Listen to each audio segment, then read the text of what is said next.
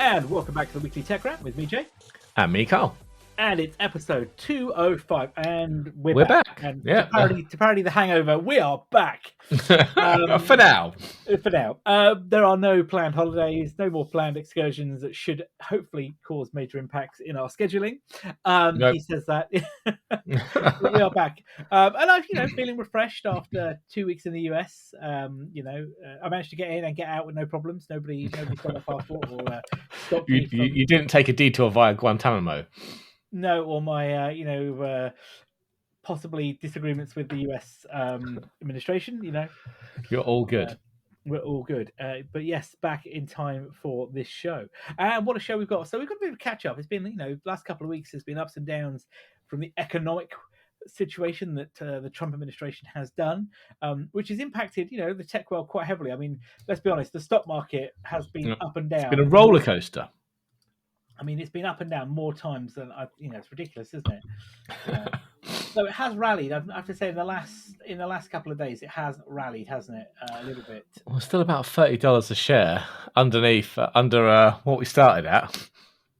Yeah, it's true. I mean, if we take Apple for example, Apple's at just shy of $207.50, which is down from their what's it high. Much higher than that. Was it 250 at one point? I think close to, wasn't it? Or 226 a few months ago, weeks back. But they're still 3.1 trillion, so don't worry about that. They'll be fine. But these tariffs. Oh, we'll get into that in a minute. Tariffs have been punning. We're also going to talk about the Apple encryption round that's happening within the government, which we talked about a couple of weeks ago, and which has meant that we lost the Apple Advanced Data Protection services here in the UK, didn't we? Which is mine's still on, I think. Well, I haven't looked now you said that, but I'm going to look now as we're talking. So let's find my iCloud. I haven't been told I had to do anything to disable it.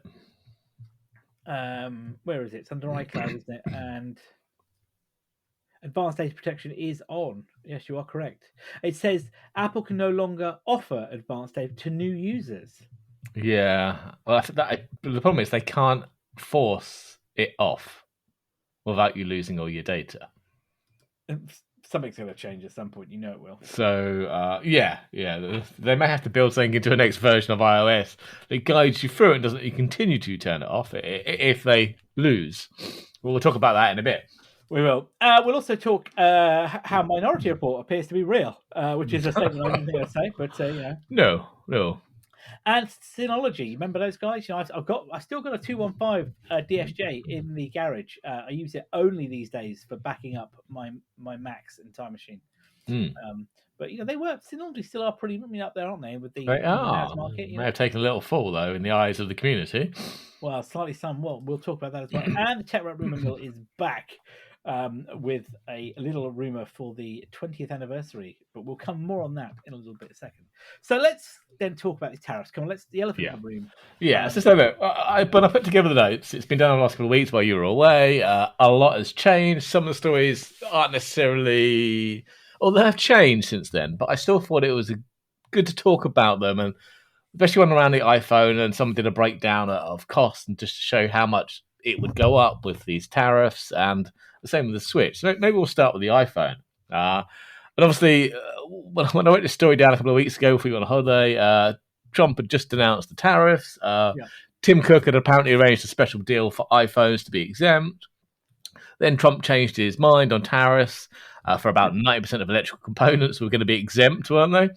So basically everything. However, as far as I'm aware, that's still only valid until July. And I've not heard anything changing that date at the moment. So who knows what will happen by July or any time in between. But yeah, there was an article out kind of estimating costs for the iPhone 16 Pro, a 256 gigabyte one. And I said, look, approximate, as best we can guess, the materials and assembly cost roughly $580, obviously before all these tariffs. So the big bill items there are the A18 chip, they reckon cost $90. Display at $37, rear camera arrays the most expensive at $126. But yeah, I was shocked at that. Yeah, I thought maybe the chip might have been, but cameras are expensive apparently. But they estimate that total material costs are $549 and about $30 in labour to assemble it. Now, with Trump's tariffs applied, and this was the 54% tariff at the time they wrote the article. Obviously, it went up a lot higher at that after that, but even at 54%, they were saying brings it up to about what $847 for the phone, and that's a phone that retails at $1,099. So that doesn't leave much margin, does it, for recouping your research, your development, marketing, other business costs, and actually making a profit. I mean, this was the thing, wasn't it? You're right. When the tariffs came in before any of these special deals, and Trump's whacked the tariffs on China, wasn't it? I think it's up to 245% at the moment, aren't they? On China, yes, something like that. 245%, and China has a reciprocal tariff back of 125 or 145 or something. No, 125. Sorry, I had some on my notes. So we've got reciprocal tariffs back and forth. But this is getting silly, isn't it? Because you're right about the Trump seems to forget most of the common electrical items that they want to use. Everything comes from China. It's not just electrical items; it's everything. And the other thing here is that they're on about bringing manufacturing back to the US and all of this stuff around. But the problem is, right, the US is an evolved economy where they realized over the years, through it's better and cheaper not to have these manufacturing in-house, isn't it? And it actually is cheaper to negotiate with somebody else because you're not having to pay the wages, you're not having to do all that. So to buy it, and that's what's happened. That's exactly what happened. But now, obviously, he seems to think it's we need to put it back. I mean, and it's all well and good before, like you say, before the change in the tariffs, the breakdown. It's saying we build it. Well, you want to build that iPhone in America? Those prices are going to be way higher, aren't they? Way higher. Yeah. I mean, in the article says so. Obviously, I think they said it was $30 labor in China to assemble it. Okay, but they estimate if you were to bring that to America, and obviously once people like TSMC and all the other component manufacturers have spent years and tens of billions of dollars to build the fabs and factories here to support this, those labor costs are likely to go from $30 to $300. Not to mention the increased cost of components, because look, TSMC and everyone else aren't going to build all these factories for free. No. So even if you discount that and they are doing it for free, your $1,099 phone now costs $1,117 to build. Because you're right. First off, to build all of that fabrication, that is not going to happen overnight. No. that is probably 5 years, 10 years. Yeah, 10 years. I mean, to build the factories, you've got to then train the staff. Those skills. And that's someone like TSMC who have got lots of money in the bank and could afford to do this. For these smaller component manufacturers, that's probably not even possible. No, and that's why over in China, and I'm not going to get into the depth of the labor laws and all of that, the working conditions, because let's be honest, we know they're not great, but because they're so low and because they can be worked in a different way, which is not right, I might add, your phone is cheaper. But you're right, you put it in the US or any other Western economy where there are stringent labor regulations, cost of living is far higher. Yeah. That adds up, doesn't it? Because you're going to pay somebody greater. The wages. Let's look at the wages in the US today. Just take an example in the tech industry. We know you could get paid way more money in America than you could do in the UK for a comparable role. Oh yes, but it's not going to. But it's because, and the same as if you were in, I don't know. Let's take another company. Let's say India, for example, doing the same job versus the US. You're going to get paid more in the US because it's a different way of doing it. It's crazy. Yeah. So all this thing about the other person pays. No, you pay. The other person isn't going to take a loss.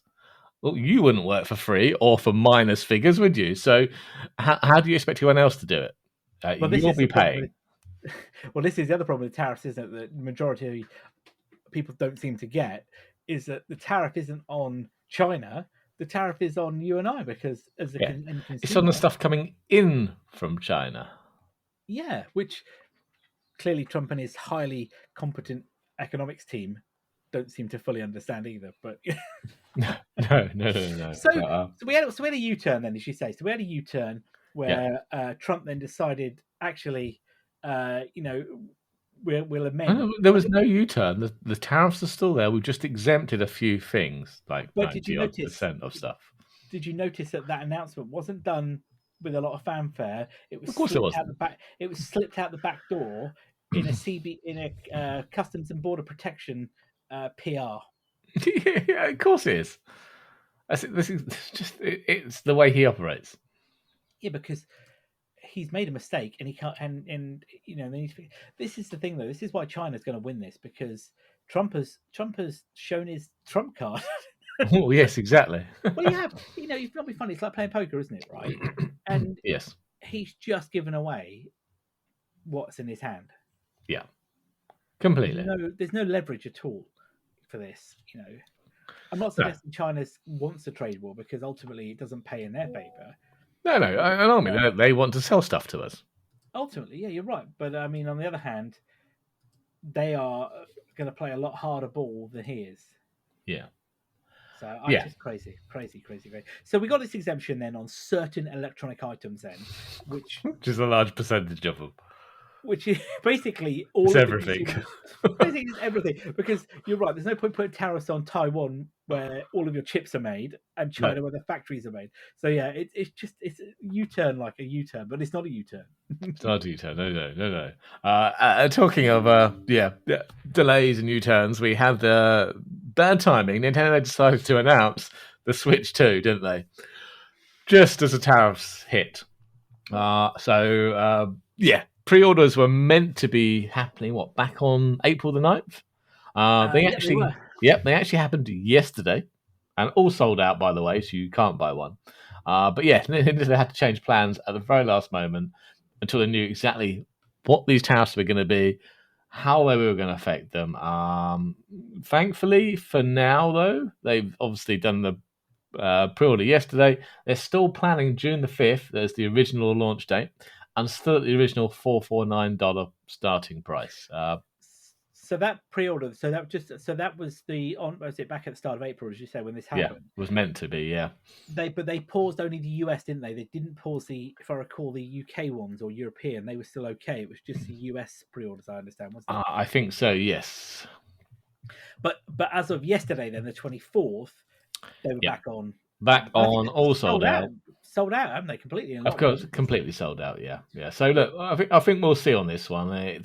Will that price change if these tariffs change? You bet it will. There's no way Nintendo's going to eat that. So I think if you're in the US, it was $450 for the console alone. Yeah. But if you took the Mario Kart bundle, I think that jumped to $500, wasn't it? Yeah, $499, I think. So, which is, let's be honest, ludicrous amount. Isn't that the price of more than a PlayStation and an Xbox? Right. And here's for me the bit that really grates me. You and I both know that is not the final Switch 2, because they're going to get another Switch 2 very shortly that has an OLED screen. Of course it is. If we know this game, give it a year and a half, we'll have the Switch 2 OLED. I've just bought another couple of Switch Lites, so we'll have a Switch 2 Lite as well, I'm sure. Yeah, I'm sure there will be. Yeah, you're right, because they haven't updated the Switch Lite for a long time, have they? Yeah. So I've just bought 2 Switch Lites off eBay for my youngest children, and I've managed to get both of those for, I think one was 88 and the other one was 90 something. So, and in great condition. After they're great devices, they still play well. Look great, especially if you're 7. Yeah, exactly. They'll love them. Yeah, they got Animal Crossing. The game, like every Nintendo game, that seems to hold immense value regardless of how many years. Ridiculous, the second-hand market for those. Even just buying a 5-year-old game still costs £50.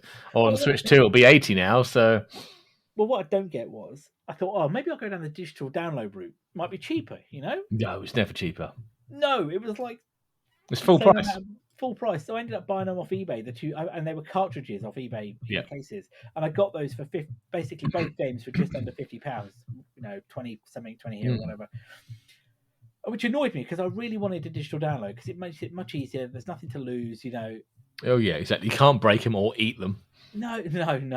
But no way was I paying that money, like you say, for that. No way. And the ones you want, they have the Nintendo sales fairly often, but none of the first party games ever seem to be in that sale. No. I've been wanting the Yoshi one. Yoshi's Island, whatever it is. Oh yeah, Last yeah, time I looked, yeah. it's still £50. It's like 3 years old. I'm not paying it. So yeah. I mean, but then on the other hand, we've got on Game Pass the Oblivion remaster just released, isn't it, this last Yep. week? Which was 50 quid on Steam or $50 or whatever on Steam. Yeah, free on Game Pass. I mean, you can't argue with that at all. Cannot It's not argue with free. that. I think I've got 3 or 4 Game Passes going at the moment. Well, it's not okay. I'll rephrase that. It's not free, but what I It's mean is, included in my membership. including your One of membership, them. yeah, one of them. The fact you've got several is again Microsoft's ludicrous. Just give us a family bundle, please. Why? I For the don't know love why of they God. got rid of it. I don't understand why they got rid of it. Yeah, just bring it out. Look, yeah, please save me some money. Do you remember we were looking at that? We were covering that story when they were running it Yep. in several countries. That's got to be what 18 2 years old. years ago. Yeah. And a final point though, just on that, the story that broke today though, by the way, wasn't it, on the 9 to 5 Mac, who was saying that both Bloomberg and the Financial Times are reporting that Apple plans to change its iPhone imports to India, don't they, by 2027? That's a tight schedule. Well, I mean, according to their stories, they have double output in the Indian factories. Okay. But they're still going to be bringing chips and stuff from TSMC in Taiwan. Well, yeah, it's only the assembly part of it. It's not Yeah. the making of chips. I don't think India's renowned for its chip making abilities. Not that I'm aware of, no. No, so it's assembled in India. It's the labour cost part of it, not the technology part of it. No, but I mean, according to the story I was reading about, they were saying that they need to increase production to 80 million phones a year. That is just bonkers, isn't it? I mean, 80 million. Just what?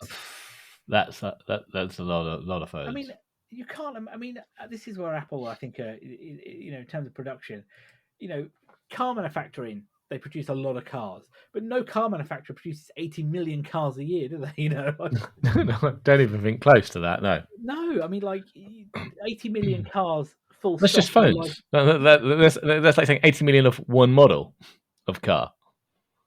Yeah, that's because they do the iPads and the Macs and the watches as well. This is what I mean. I think Apple's. I was listening to a podcast the other day, and it was talking history of Apple. And I'll give it a plug. It's called the Apple Core, and it's by a couple of great guys who have worked in the Apple ecosystem for some time. And it is by Graham Bauer and Charlie Sorrell. And they every week, or not every week, every podcast episode is talking about a particular piece of software or something to do with Apple, and they analyze it. So they've done. Last one was about Sherlock. Sherlock, yes. But the application's Sherlock itself, and they had. Apple Park they talked about, Apple Maps. It was really good. But they were saying about obviously 97 and Steve Jobs coming back, and Steve Jobs canned several products because they had too many products, And I was just thinking, think about it now, right? They only have the lineup of Apple products has grown, but you're right, they're shifting more of those products than they could ever have considered, Yeah. It's the scale is off the charts. It's just off the charts. But there you go. So tariffs, I reckon next week there'll be something new. What do you think? Yeah. Probably by next Tuesday it'll be completely upended again. I'm waiting for it. I wonder what it might be. Who knows? Who knows? Who knows indeed. So we'll see what the tariffs are. If they change, we'll come back with the updates on that. But for the moment, it appears that your phone will not get it. Slightly settled. Slightly settled. If you manage to get a pre-order on a Switch 2, well done. We will not be doing that, as far as I'm aware. No, I have not done that. All right, so let's talk a little bit then about Apple and ADP then, and this encryption row they've got going with the UK government. Yes. So when we talked about this back in, what was it, March, wasn't it? When a whistleblower leaked that the UK government had issued Apple what they call a technical capability notice, isn't it, under the Investigatory Powers Act. Basically means that this is you have to implement this capability for us, but you're not allowed to speak to anyone about it. And that capability was backdooring Apple's advanced data protection system, that end-to-end encryption for backups that are stored in iCloud and other data stored in iCloud. So basically, they wanted access to all this encrypted data, but not just for the UK, was it? It was worldwide. Well, why? Yeah, which is Yeah, crazy. yeah. Luckily, someone, a whistleblower, leaked this information. Not Apple themselves, but clearly someone in the know or close to it leaked this. Yeah, Apple sued the government, didn't they? Because one of the features, I'll call it a feature, of this technical capability notice is not only are you not allowed to tell anyone, if you appeal it, it's held behind closed doors so no one can see what's going on. No, no, and so the government argued, didn't they, that saying that it would damage national security Yeah. if the case was made public, because the nature of that legal action and other bad actors and our enemies effectively could understand the details of the case. Yes. Whereas Apple kind of argued differently, and I understand now. Correct me if I'm wrong. That the tribunal behind it has rejected the government's point of view, haven't they? Saying that Yeah. The judge or whoever's in charge of tribunal, some common sense, and has ruled that it should not be held in secret, emphasising the principle of open justice. yeah. And I think it was quoted as saying that it would have been a truly extraordinary step to conduct a hearing entirely in secret without any public revelation of the fact that a hearing was taking place. I mean, that just stinks of that stinks of a authoritarian dictatorship, doesn't it? Which this country is not, I might add. But that kind of behind closed doors, this Yeah. is not happening, look the other way, attitude is something you can imagine going on in, I don't know, Argentina under Pinochet, or Franco in in Oh Spain, God, yeah. but or North Korea, or Russia, more to the point, I should argue, right? Close to home. But this is bigger, and I think there are other groups here, aren't they, that are kind of looking at this. The open rights group, who are saying that this isn't just about Apple or us. This is a much bigger impact. But the US themselves got a little upset, didn't they? Because they were arguing that this wasn't good, because if it meant that, why would one of their allies want to have a look at everything that's going on with the US company? Well, the same reason the US wants to know what's going on with all its allies. Well, yeah, I mean, we don't want to I say the US will do exactly the same thing if they haven't already asked Apple to put it in. No, but of course we can't say that, though. Well, no, they did, didn't they? Didn't the FBI ask Apple to put backdoors in all the phones so that he get to encrypted data, and Apple said no. So the US have tried this before. We just tried to do it a bit more sneakily.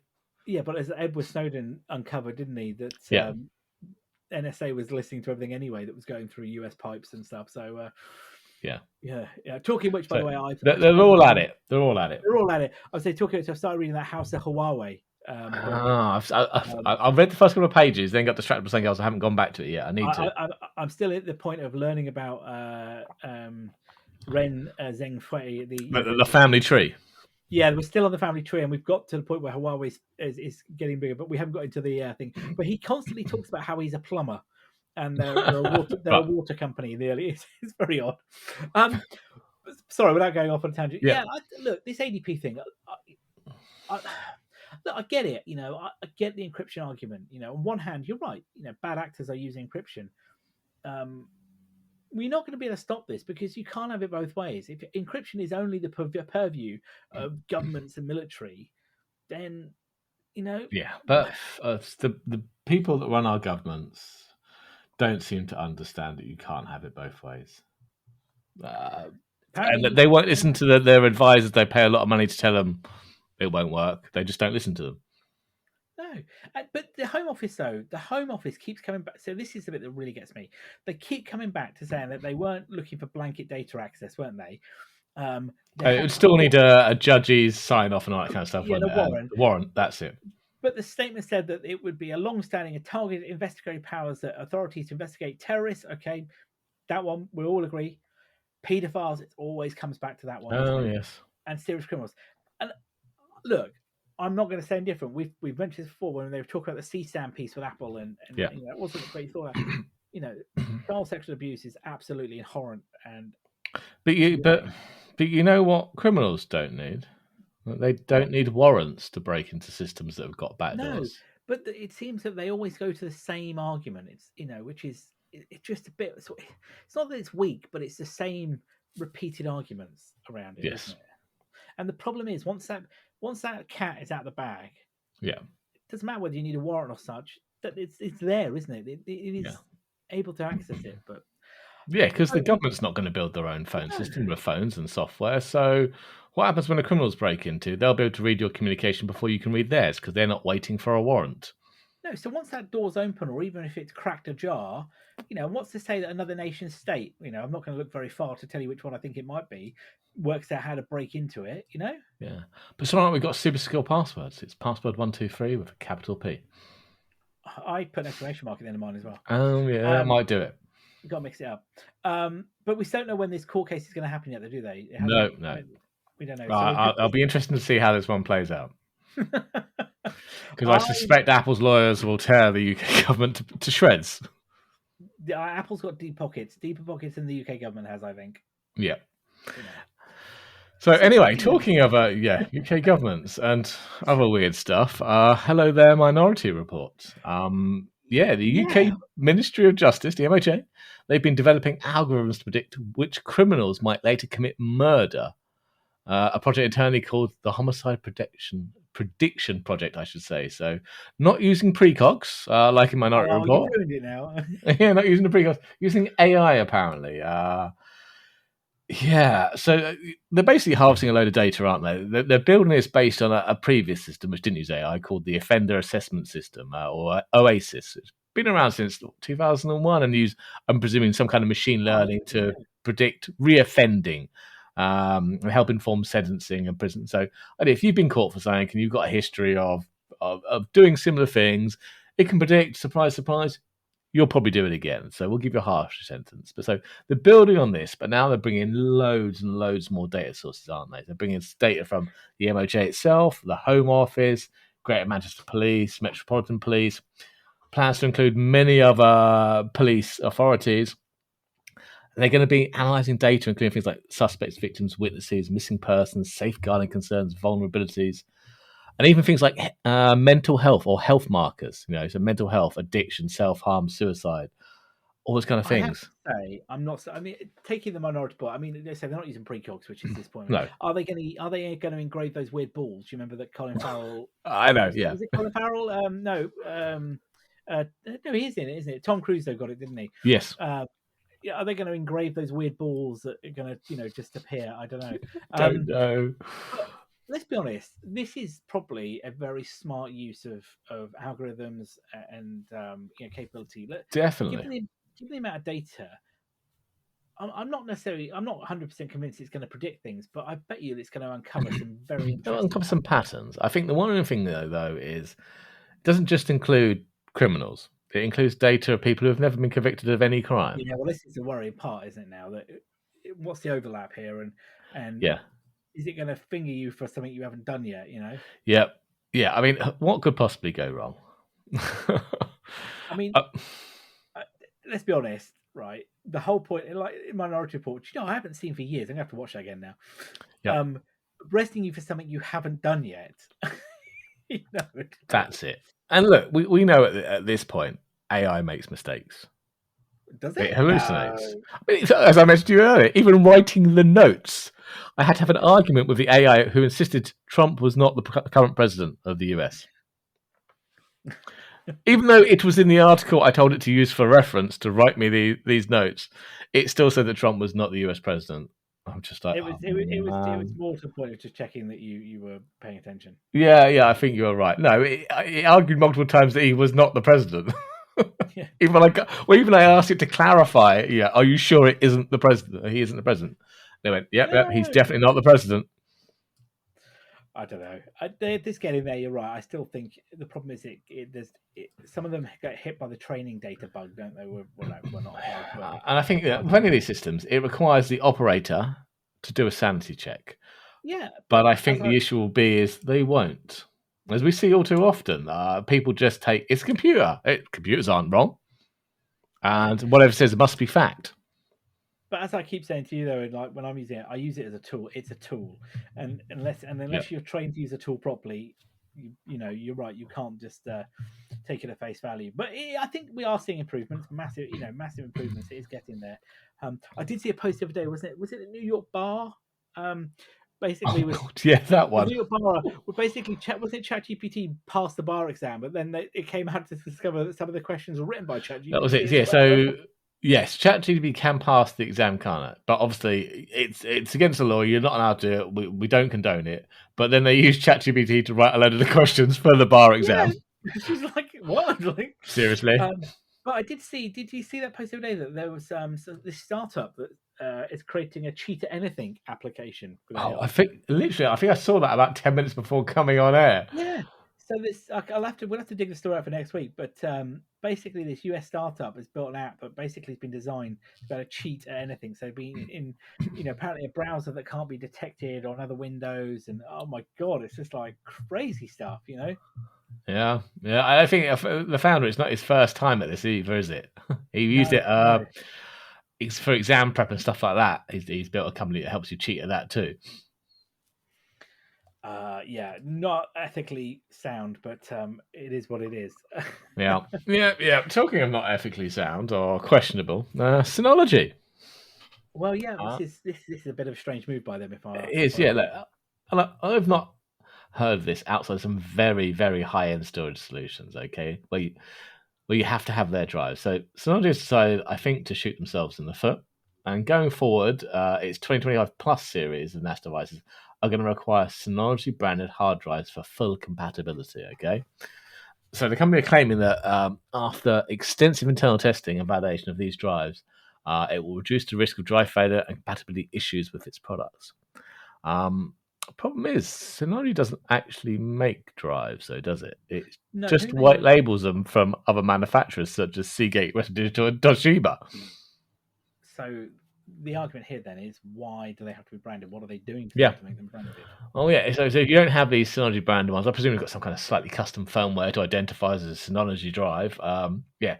The NAS device may, they say, fail to create storage pools and lose features like volume-wide deduplication and lifespan analysis. So yeah, but also Synology are currently doing is taking somebody else's drive, maybe tweaking the firmware slightly, slapping a label on it, and charging a hefty premium So on this. there's no argument then that they are more reliable, have less No.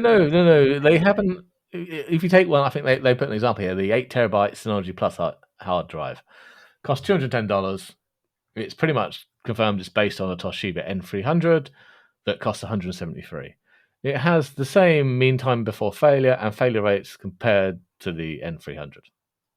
So it's not improved it, and it doesn't come with any longer warranty either.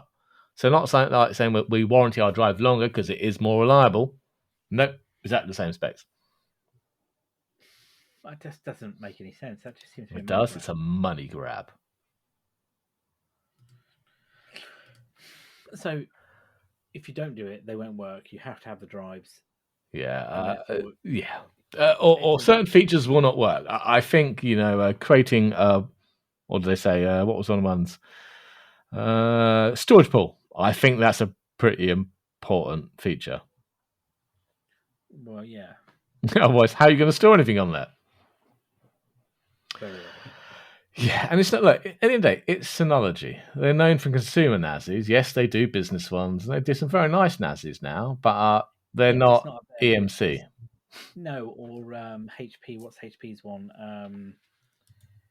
Oh, I can't think of the name of it now. Yeah, they're not one of these high Nimble. end. Is it Nimble?